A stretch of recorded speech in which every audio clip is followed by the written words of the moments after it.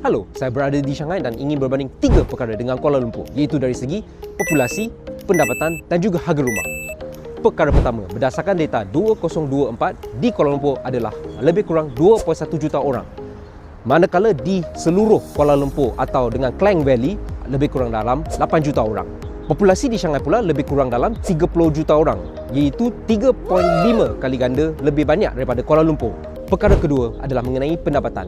Pendapatan di Kuala Lumpur dan juga Shanghai adalah lebih kurang sama, iaitu dalam 50,000 sehinggalah 60,000 setahun.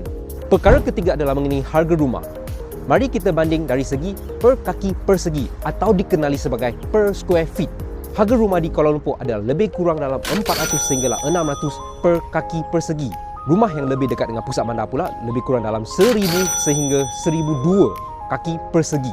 Manakala rumah yang di dalam pusat bandar Kuala Lumpur pula lebih daripada 2,000 per kaki persegi.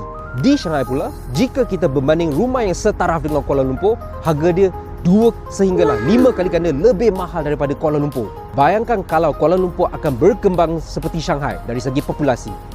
Adakah rumah kita akan makin mahal? Jadi, belilah rumah di Kuala Lumpur sebelum harga dia melayang. Komen rumah atau PM saya segera untuk dapatkan maklumat yang lebih lanjut. Saya akan tolong anda membuat analisis supaya anda dapat membeli rumah yang lebih sesuai kepada anda. Nama saya Ezra, kita jumpa lagi di episod lain. Bye.